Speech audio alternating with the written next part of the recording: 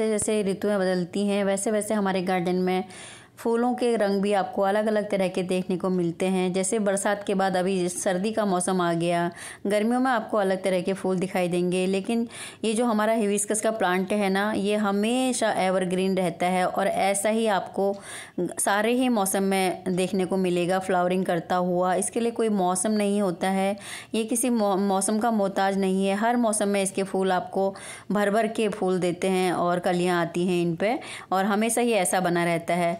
Hello दोस्तों, आप सभी को मेरा प्यार भरा नमस्कार और दीपावली की शुभकामनाएं। ये दीपावली आपके घरों में रोशनी लेके आए और आपका जो जीवन है वो मंगलमय हो, पूरा साल आपका अच्छा चले, यही हमारी कामना है। आज मैं बात करने वाली हूँ हिबिस्कस गुड़हल के बारे में, जो कि बहुत ही कॉमन फ्लावर है और इतना सुंदर फ्लावर है कि इसके इतने सारे कलर्स होते हैं, इसकी इतनी सारी वैरायटीज़ आ गई हैं, हाइब्रिड देसी बहुत सारी इसकी वैरायटीज़ आ गई हैं और बहुत सारे रंगों का होता है, बहुत सारे कलर्स का होता है, सिंगल पीटल डबल पीटल बहुत सारे में पाया जाता है।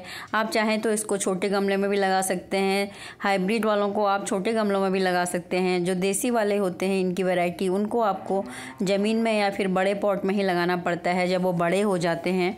फ्रेंड्स, हिबिस्कस को लगाना बहुत ही आसान होता है, इसको आप कटिंग से ईजिली ग्रो कर सकते हैं। कटिंग का टाइमिंग जून जुलाई में लगा सकते हैं और सितंबर अक्टूबर भी बहुत ही अच्छा मौसम होता है। ये जो मौसम चल रहा है ना, कटिंग लगाने का बहुत ही अच्छा मौसम है, ना ज़्यादा गर्मी है ना सर्दी है। तो इस मौसम में अगर 4 से 5 इंच की आप कटिंग लेते हैं तो वो आसानी से आपके चल जाएगी।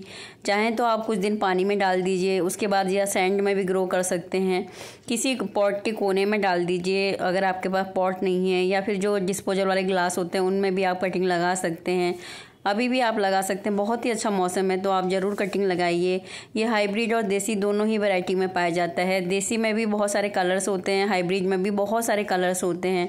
और सबसे बड़ी बात ये होती है कि केयर करने में बहुत आसान होता है और बहुत ईजीली ये चल जाता है। कभी एक बार अगर आप अपने गार्डन में लगा लेते हैं ना, तो कभी भी ये जाता नहीं है। अगर आप थोड़ा सा केयरलेस नहीं होते हैं तो ये कभी भी नहीं जाता है। अगर थोड़ा केयर कर लेते हैं, हल्की सी केयर करते हैं, तो ये हमेशा ही बना रहता है। जैसे कि इसको आप जिस पॉट में भी लगाते हैं, अगर आपका प्लांट छोटा है तो उसको पॉट के हिसाब से लगाइए। जैसे छोटा प्लांट है तो छोटे पॉट में लगाइए। अगर प्लांट की ग्रोथ ज़्यादा हो रही है तो तब उसको बड़ा पॉट दीजिए।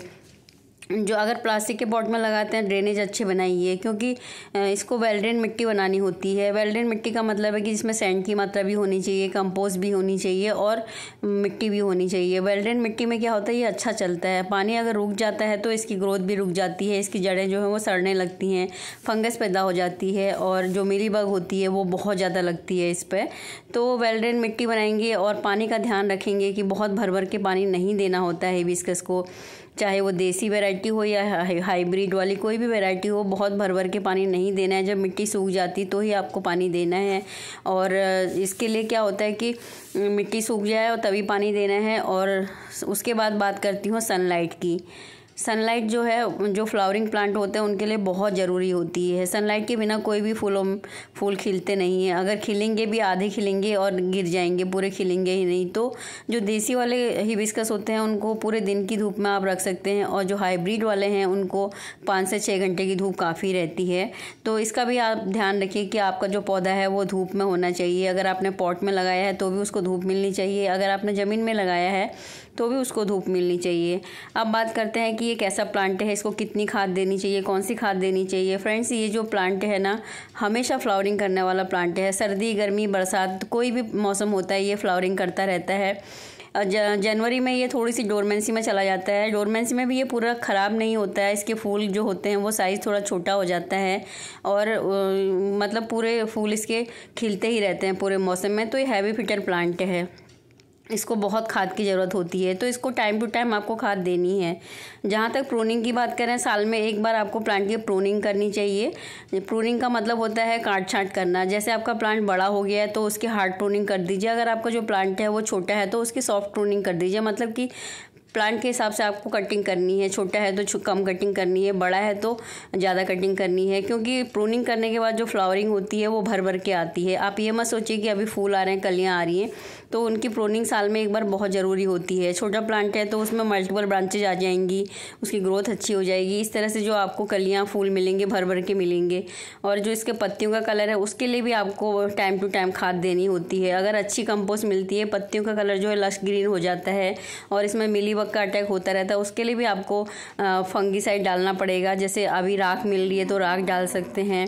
और अगर आपके पास जो मार्केट के कोई फर्टिलाइज़र जैसे स्प्रे वाले वगैरह होते हैं तो वो डाल सकते हैं, या नीम ऑयल का स्प्रे कर सकते हैं। इस तरह से आपको ध्यान रखना है कि इसमें मिलीबग का अटैक ना हो। फ्रेंड्स, इसकी खाद की बात करें तो इसमें जो है 15 दिन में एक बार आपको कोई भी खाद देनी चाहिए। इस टाइम पे इसके फ्लावरिंग का टाइम है। बरसात के बाद में, बरसात में क्या होता है, हम खाद देते भी हैं तो वो पानी के साथ बह जाती है। तो इस समय ये फ्लावरिंग कर रहा है तो इसको हैवी खाद देनी है। जैसे कि पिछली वीडियो में मैंने दिखाया था कि मैंने इसको वर्मी कंपोस्ट दिया था। अभी मैं दे रही हूँ गाय की गोबर की खाद, जो कि बहुत पुरानी है।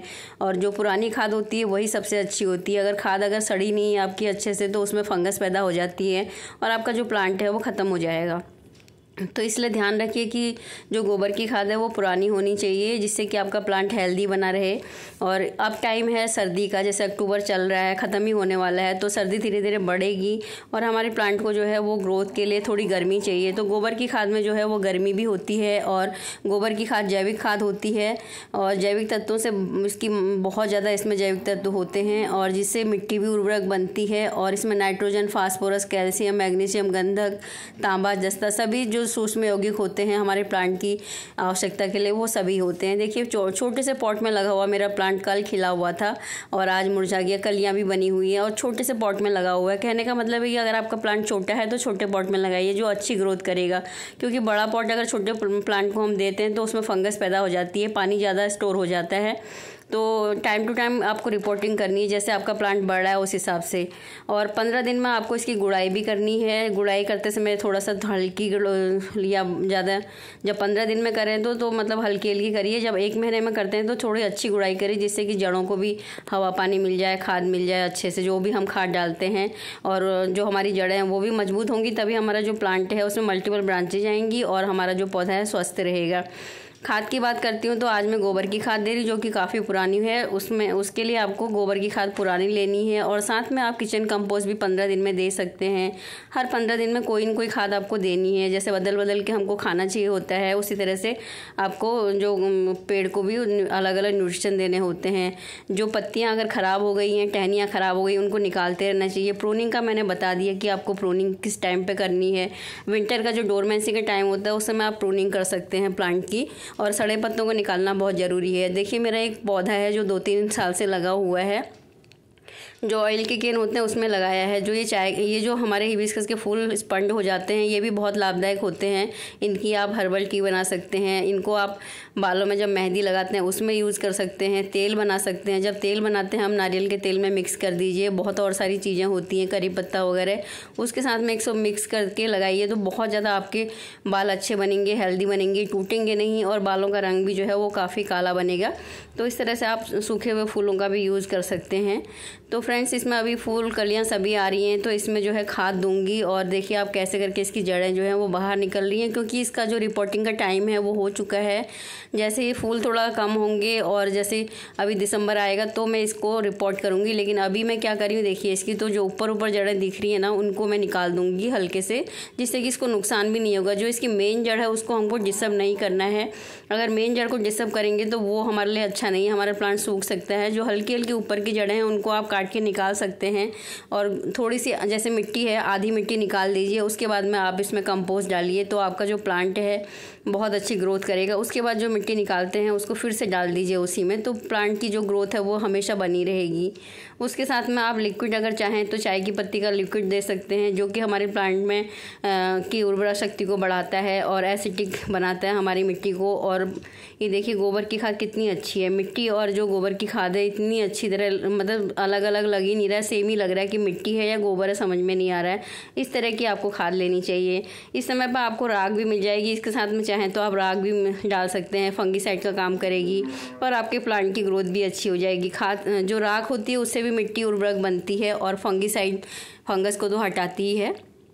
और उसके साथ में मैं दे रही हूँ लिक्विड फर्टिलाइज़र, जो बनाना पील और जो ओनियन होते हैं उसका है। और बनाना पील और ओनियन का जो फर्टिलाइज़र है वो नाइट्रोजन से भरपूर होता है। ये जो खाद मैं बता रही हूँ आपको, इनको आपको 12 घंटे या 24 घंटे के लिए भिगा दीजिए, उसके बाद लिक्विड बना लीजिए।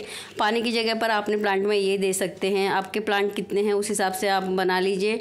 और ये जो गोबर की खाद है ये कभी नुकसान नहीं करती, और जो लिक्विड फर्टिलाइज़र है ये भी जो होममेड फर्टिलाइज़र है, जो ऑर्गेनिक होता है, कभी भी नुकसान नहीं करेगा आपके प्लांट को। तो आप ये मत सोचिए कि ज़्यादा मात्रा हो जाएगी तो ख़राब हो जाएंगे हमारे प्लांट, कभी भी नहीं हो सकते, क्योंकि ये जो है ऑर्गेनिक खादें होती हैं, इनसे कोई भी नुकसान नहीं होता। तो आप बेफिक्र डाल दीजिए। 15 दिन में आपको कोई भी खाद डालनी है, पत्तियों की खाद डालिए, किचन कंपोस्ट डालिए, वर्मी कंपोस्ट डालिए। इस तरह की आप खाद 15 दिन में आपको चेंज करके देते रहना है, क्योंकि ये हैवी फिटेड प्लांट है। अगर इसको खाद नहीं देंगे तो इसमें फ्लावरिंग नहीं हो पाएगी, अगर फ्लावरिंग नहीं होगी तो आपका प्लांट अच्छा नहीं लगेगा। इसलिए इसको जो है 15-15 दिन में आपको चेंज करके खाद देते रहना है और गुड़ाई करते रहना है 15 दिन में एक बार कर। कभी भी नुकसान नहीं करते हैं, ये ऑर्गेनिक फर्टिलाइज़र हैं। आप मत सोचिए कि अगर थोड़ी सी मात्रा ऊपर नीचे भी हो जाती है तो इससे कोई नुकसान नहीं होता और आपका प्लांट जो है अच्छी ग्रोथ करेगा। आपको इस तरह से फर्टिलाइज़र देते रहना है और गुड़ाई करते रहना है, तो आपका प्लांट कभी ख़राब नहीं होगा। वीडियो देखने के लिए थैंक यू। अगर वीडियो पसंद आए तो लाइक कीजिएगा, नए हैं तो चैनल को सब्सक्राइब कीजिएगा। Thank you for watching.